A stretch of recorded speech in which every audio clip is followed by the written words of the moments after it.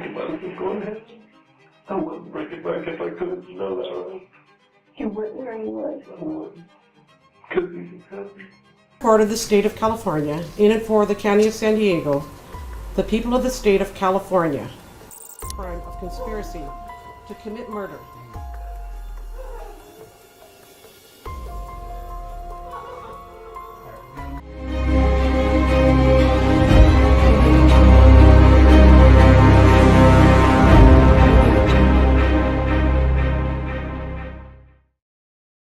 These are Seth Welch and Tatiana Fusari, who are facing charges for murder in Michigan.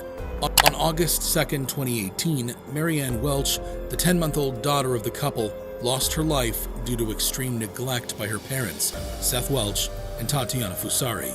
Child Protective Services had been involved with the family since 2014 when traces of THC were found in the system of their eldest newborn child. At the time of her death, Mary weighed a mere 8 pounds. It's unfathomable how a tiny baby could be neglected to such an extent. The worst part? Seth and Tatiana knew their daughter was severely underweight, but refused to seek medical help. They cited religious reasons and a lack of trust in the medical system. It's truly heartbreaking. She didn't have a breathing problem. She coughed one time to clear some birth fluid out of her lungs. Right. And they kept us under observation for 72 hours. He issued 2 separate flavors and forms of paperwork. One that had a bunch of notes on it saying all sorts of bad healthcare things we were doing wrong. When the investigation began, the sheriff discovered an unhygienic home filled with vermin, insects, and mold. Prosecutors also showed photos of the couple's home in disarray, full of bags of trash, even holding up the moldy mattress she was found on. They say she had been left unattended for more than 19 hours. Her crib mattress was torn. It was soaked through with urine to the point it pooled in a baby tub underneath her crib. That mattress was moldy.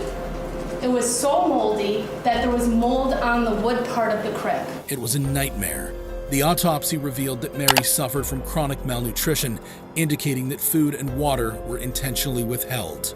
The couple faced homicide felony murder charges in August 2018. In June 2020, Seth Welch was convicted of first-degree murder and received a life sentence without the possibility of parole. Harsh, but some may argue it's well-deserved.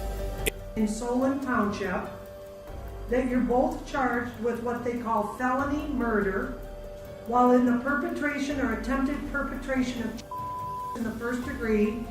They're alleging that you murdered one Mary Welch. That is a charge called homicide felony murder. It is life without parole. They're talking about this Mary Welch. It is a felony, possible penalty of up to life imprisonment or any term of years less than life. In a shocking turn of events in 2021, Tatiana testified that Seth had been abusive, subjecting her to and she claimed that she wasn't allowed to take Mary to a doctor. I always hoped that things would get better. He rolled over to face me and he started me in the face. And then I tried to roll over onto my right side to face the wall so he would just leave the front side of me alone, but he put his weight on me. While she acknowledged the abuse, she also stated that she didn't notice her daughter's declining health or know the cause of her death. It's a complicated situation, to say the least. In November 2021, Tatiana Fusari was also sentenced to life without the possibility of parole for first-degree murder. Additionally, she received a 15 to 30-year sentence for first-degree. However evil you think this couple is, it wasn't the only time that a parent had killed their child. There was the case of Vallow Daybell. This is Vallow Daybell.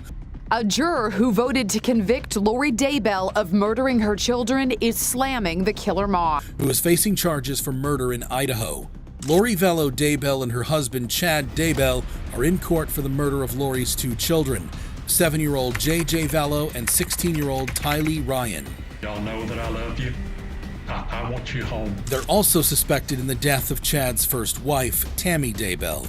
Before all the madness unfolded, Lori was happily married to businessman Charles Vallow.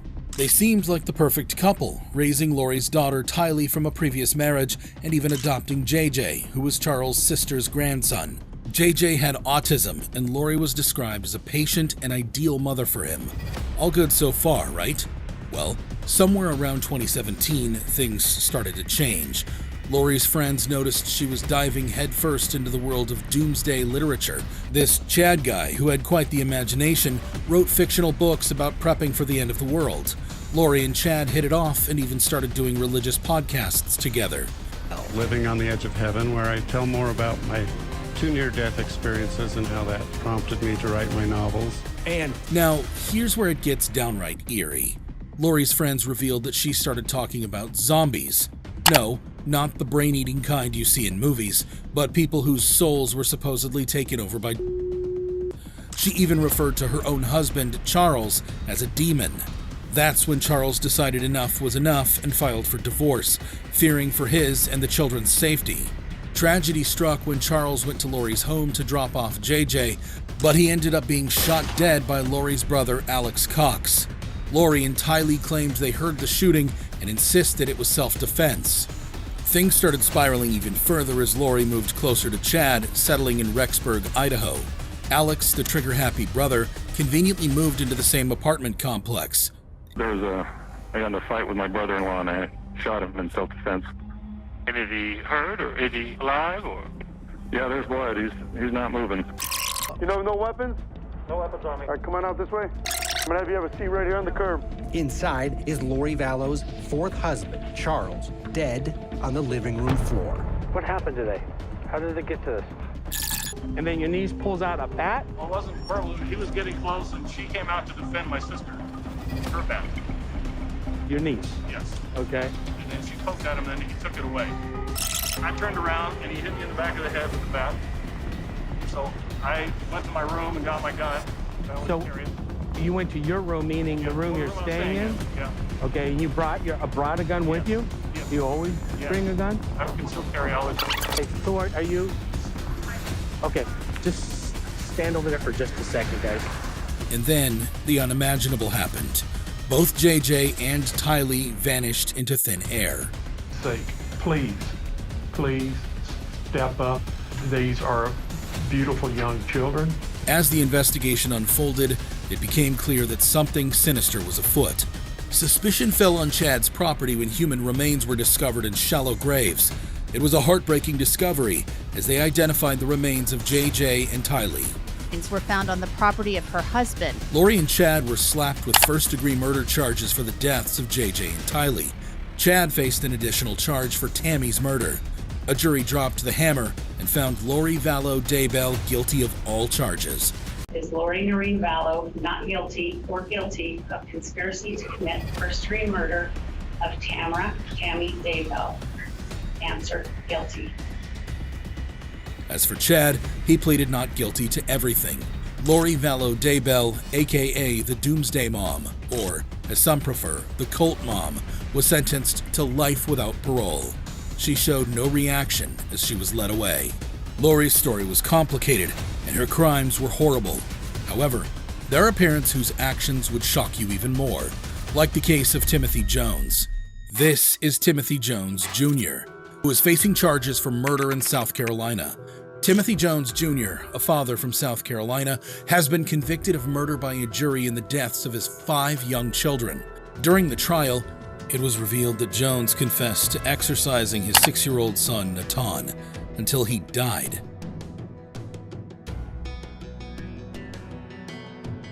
After an electrical outlet was broken in their home in August 2014. Afterward, Jones considered his options for several hours, even leaving the other children at home with Natan's body while he went out with his oldest child. Ultimately, he made the decision to kill all of his children. Jones strangled his 8-year-old daughter, Mira, and his 7-year-old son, Elias, with his hands. He used a belt to choke his 2-year-old son, Gabriel, and his 1-year-old daughter, Abigail, because his hands were too big. Jones then wrapped the bodies of all 5 children in plastic and drove around the southeastern United States for 9 days, making erratic trips and engaging in various activities. During this time, Jones researched countries that don't extradite suspects to the U.S., took his passport, and searched for ways to disintegrate bodies faster. He also played his oldest daughter's favorite song, Butterfly Kisses, according to his confessions and phone records. Jones eventually dumped the bodies in garbage bags on a hillside near Camden, Alabama. He was arrested after being stopped at a traffic checkpoint in Smith County, Mississippi, where an officer detected the smell of decomposition from his vehicle. It was 2 patrol cars, a black Escalade. As I was walking up to the black Escalade, I noticed a foul odor, and I asked, "What is that smell?" And they said it was coming out of the vehicle. It was a smell of decomposition. It's a smell that you don't forget. The defense argued that Jones' diseased and damaged brain prevented him from understanding right from wrong when he committed the murders, claiming insanity. They pointed out that the children were not malnourished and did not show signs of regular abuse, suggesting that Jones' mental state and difficult life circumstances contributed to his actions. The defense didn't fly. As to indictment 189, Elias, guilty. 190, Abigail, guilty. 191, Gabriel, guilty. 195, Natan, guilty. And it is so signed by the foreperson this 4th day of June 2019. And handed the death penalty. However bad you think Timothy Jones' case was, it can't be compared to the notorious case of Michelle Blair. I struggled with them all the time. They were never there. This is Michelle Blair, who is facing charges for multiple murders in Michigan. In a shocking and horrifying case that gripped the nation, Michelle Blair, a mother of 4 from Detroit, Michigan, murdered 2 of her own children and kept their bodies in a freezer for nearly 3 years. The gruesome discovery was made on March 24, 2015, when Blair was evicted from her apartment due to unpaid rent. During the eviction process, court officials stumbled upon a deep freezer in Blair's living room containing the remains of her 2 children, Stephen Barry and Stoney Blair. The police were immediately notified, and it was determined that the children had been dead for at least 3 years. The medical examiner ruled their deaths as homicides. Michelle Blair was arrested and brought to trial, where she confessed to the murders of Stephen and Stoney. To my understanding, to get a trial is to get to the truth, right? I'm already saying that I did it. I'm freely giving myself and accepting life in prison. My son is worth that to me. So what I don't understand is, from what I heard today, why the prosecutors are dragging their feet. If I'm already giving myself to you, like, hey, I did this, what's the problem? You get what I'm saying? I'm not gonna come back like, oh, I didn't understand my rights. I'm not a coward. She claimed that she killed her children because they were her youngest son, Matthew. However, these allegations were never substantiated. Blair's confession revealed a disturbing sequence of events. In August 2012, she claimed she discovered her son Matthew simulating activity with dolls and learned that he had been abused by his older brother Stephen. Enraged, Blair physically assaulted Stephen, pouring scalding hot water on his genitals, making him drink Windex, and subjecting him to choking. Stephen eventually died from the abuse. 9 months later, Blair discovered that her daughter Stoney was also Matthew. As a result, she starved and brutally beat Stoney until she died in May 2013. Instead of turning herself into the police, Blair decided to conceal Stoney's body by placing it in a plastic bag and storing it alongside Stephen's body in the freezer. During the trial, Blair displayed no remorse for her actions and insisted that she did what she believed was right. In June 2015, she pleaded guilty to 2 counts of first-degree premeditated murder and received a life sentence. She is currently serving her sentence at the Huron Valley Correctional Facility in Ypsilanti, Michigan. You take responsibility of it.